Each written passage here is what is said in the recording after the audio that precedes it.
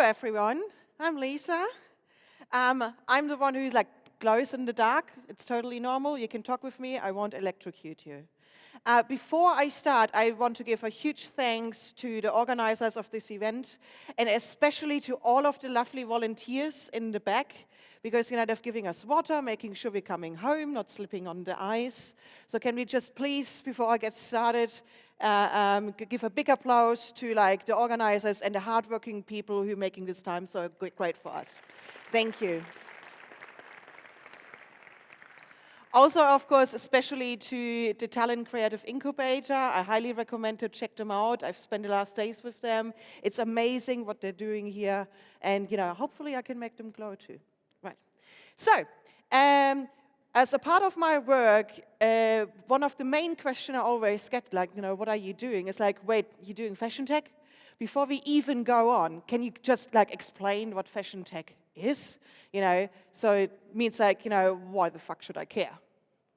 Well, let me tell you. We are in an age of whole technology, new mobility. We're going to travel to Mars for holidays soon. We're gonna go from A to B, maybe with a flying taxi. Soon, next week or so. But there is one thing we actually haven't considered yet, because it doesn't matter what kind of technology, what kind of new movement, what's going to happen in the economy or in politics, there's one thing for certain. We're going to have to wear something, right? So even though that one thing you might care less, means your clothes, your t-shirts, your shoes, your socks, your hopefully underwear, that is something which has been standing still for a long, long time. And it's about to be disrupted. So, I'm going to tell you some little stories, what's actually happening, what's been happening, what has happened, what will happen. So hopefully you have some cool stories to tell at the next party. Just to get started, this whole topic is nothing new. The whole desire of making your clothes smarter, prettier, more efficient has been around for a very long time. There's this fabulous story from a French clockmaker from 1857 who put little tiny light bulbs, that was before LEDs, was tiny light bulbs, to a dancer's class, and they made a huge chandelier. Unfortunately, I don't have a YouTube video about it, but based on the archives reports I dug out, it was fabulous. Nobody got electrocuted, everybody survived. It lasted for 20 minutes, and they were glowing. The interesting thing is, if you go more into business and actually dug deeper, I highly recommend doing market research based on patents, because it's really interesting, because it's very market focused. So, 2 examples. 1912, there was a patent application for glowing buttons. Who doesn't want glowing buttons? And it's actually not for fashion people. This was for normal man, walking on the street, something like that. So that was actually serious, right? 1955, there was a patent for little tiny light bulbs for train conductors. So it was workwear, smart workwear, because until now, people who work in construction still die or get seriously injured because they're not seen in the dark, right? We now have LEDs. They didn't have that before. Why is that not on the market yet? There is a YouTube video, highly recommend, Google it. Vogue US in the 50s asked artists, what are we going to wear in the year 2000? And that was one of the examples. So you see this gentleman, the whole idea was that he has a mobile phone and a mobile radio with him. But it was kind of there was the telephone here, this was the antenna, and the radio was sitting here. Right? So yes, going away from the kind of design part of it, but the desire was already there.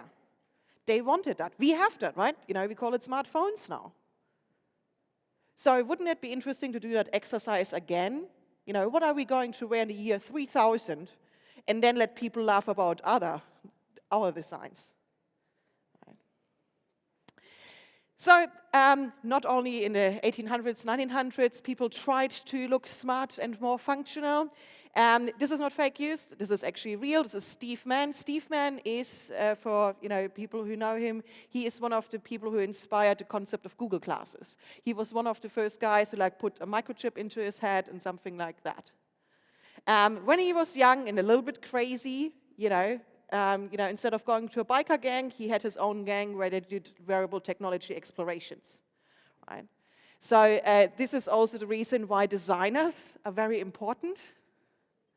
Because while this is very exciting, trying functions, but this has never hit the market for obvious reasons, right? So the whole concept of that we are making technology pretty and usable, and I'm saying pretty not about that it's dumb and stupid and we put sparkling stuff on it and make it pink. I'm meaning making it accessible to people. That's one thing we've learned from Steve. Right? That's also one thing what we should have learned from Google Glasses, why it failed in the overall market. Because it makes you look stupid. Right? It's good for doctors, that's totally fine, but Google has tried for such a long time, for a lot of money, making accessible. It wasn't, because the user interface wasn't right. Right? So, that also means is that we are in a time of a function-driven design. And we are actually already there, and I'll show you the evidence. So, think about it. You all see those pilot glasses, the Airbreakers. That wasn't a fashion designer who designed them. That was actually made for people at work to protect them. The reason why the pilot glasses are shaped that way is when you're actually sitting in the cockpit as a pilot and the light is glaring at you, your cheeks reflecting the sun. That's why the glasses have to be so big, so you can actually see, right? Function-driven design. Airbreaker, pretty easy. It's been shaped that way because it breaks the air the best way, right? So all of that has gone, and if you look into your wardrobe, you will see those items which come from a complete different industry. And they're actually really useful. Sneakers, right? Yeah. So, funny story. Helen Hansen, did you know the whole story, how Helen Hansen started? So there was a fisherman who had to retire to find something else. Luckily, he had a wife who was able to sew. And he actually identified a problem. He said, well, we don't have protective gear. When the fishermen back then went there, it's they had to tar their their coats on their own. So there was a market, he served it. The interesting thing what actually happened is, back in that time, it was only B2B. So it was only for construction workers and companies. And then the dream of an influencer campaign happened, except it wasn't fake or there was no, agency involved or something like that. So around the 80s, the hip-hop gangs picked up Helen Hansen clothes because it was about the underdogs. It was hard-working people, you look tough and something like that. And they were picking it up, and Helen Hansen was what the?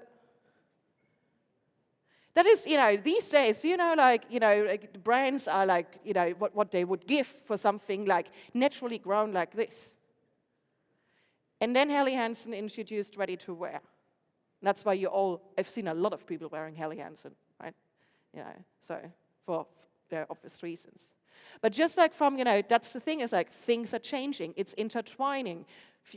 Industries are going into fusion. There are a lot of opportunities for business, for product diversification in that in-between space now, What I'm just trying today is open your eyes and see, because it's everything in front of you. Another example, Supreme. The whole thing about streetwear and sports, think about it. There was a time where sports was totally not acceptable about fashion. So if you think about the 80s gymnastics, right, you clearly saw that this person is making sport.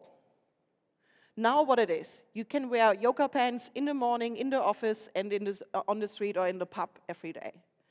And why is that? Well, the reason is because we are living in a time with it's highly mobile. We have to be faster, more efficient, more productive. And of course, our clothes have to support us. We can't, change clothes 3 times a day.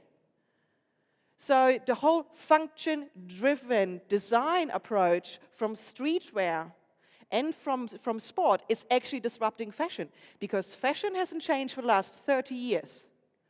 Where is the next sewing machine? Where is the next stretch material? Where is the next bikini? Nothing. That's actually a really good indicator for an industry to be disrupted. If you look into the music industry, if you look into the hospitality industry, the mobility industry, why have they been disrupted? And by whom? Not by people who came out of the industry, by people who were, who were upset about the status quo, and then they changed it. Same thing, so like fashion as industry has now all of the indicators we can get for that is one of the next industry to be disrupted, because it doesn't solve problems anymore. Other industries do that for fashion, like sports and streetwear. So, one example for like function-driven design, it's pretty, but it's functional. Highly recommend checking that out, is Pauline van Dongen, fabulous designer from the Netherlands. She already launched a solar sweater in 2015. This is a concept piece. She made several of them. I was wearing them too. They actually work. Because one of the things next to mobile phone reception and internet connectivity is what? Power. Right, so the interesting thing is, technology-wise, we have flexible, washable, watertight solar panels now. They're very efficient. Like, why can't we wear them? It looks fabulous, right? Well, one of the problems is there's like no manufacturing. So is the textile industry now turning into electronics supplier, or is the electronics industry turning into the textile industry? Because who's going to make these? Again, business opportunity. Diversification for textile manufacturers.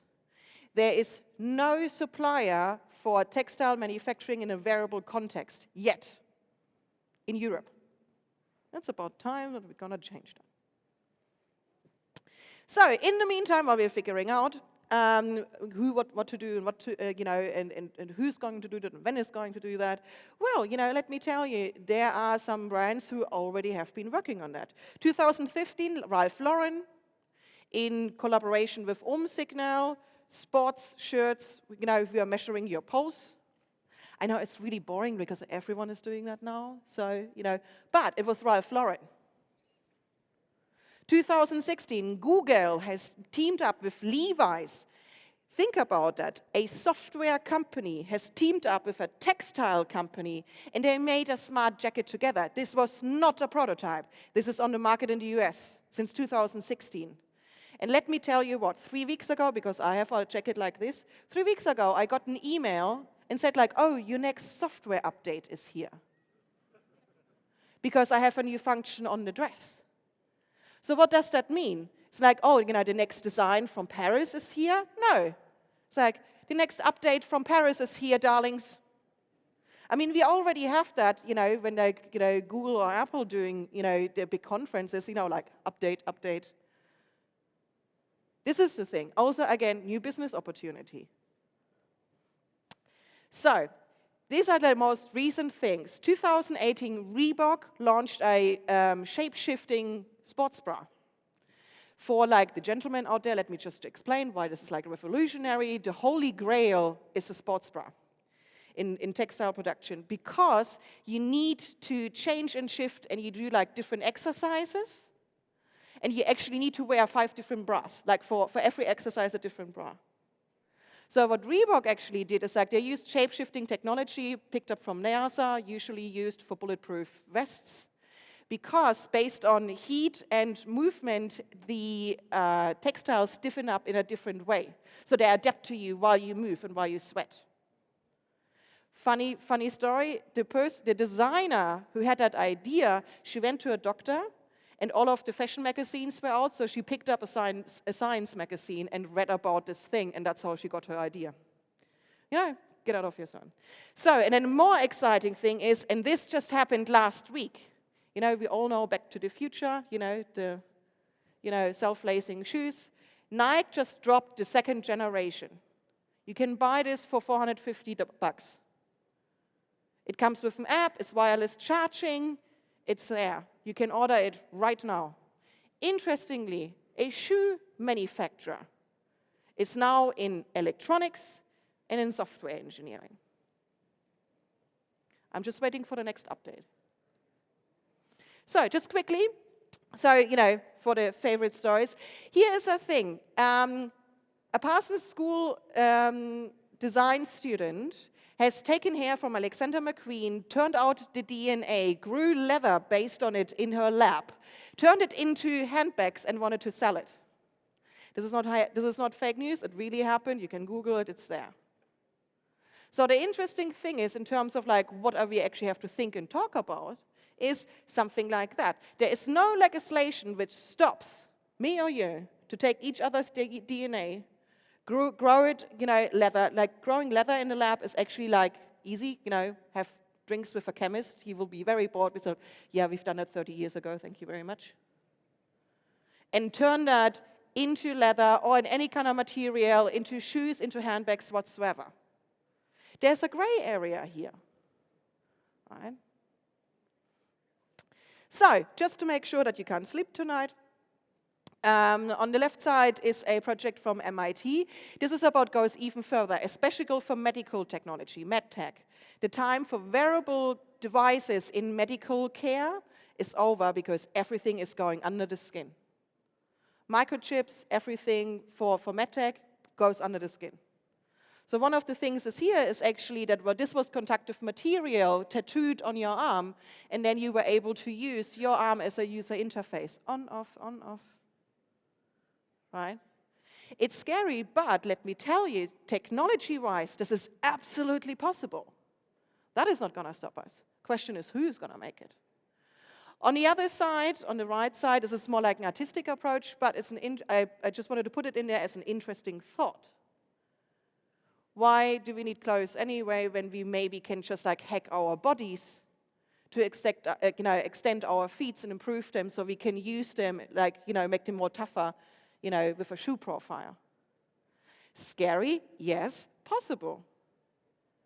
There are already cases of people who wanted to get rid of their healthy limbs and replace them with smart prostheses, because it makes them faster, stronger, more efficient. We've been working with a prosthesis company, and what they actually say, by the way, watch Ghost in the Shell and a Ghost, that's Ghost in the Shell, that way. Designers, watch more science fiction, this is real. The prosthesis companies are now preparing for becoming personal upgrading services. So they're not going to only treat sick people, they're going to upgrade healthy people. Not only microchips. Technology-wise, absolutely possible. So, just as a little thing, if you want to see a little bit more, I welcome you go to our website. We just released our Future Fashion Mobility Report. This is all about what are we going to wear in the future, in which direction do we have to go. Looking back in the past, because let me tell you, the whole topic about mobility is nothing new. We had that before again, and you can see what happened in fashion around that also. This is my favorite quote. There is my email address. I'm expecting your questions. Thank you very much.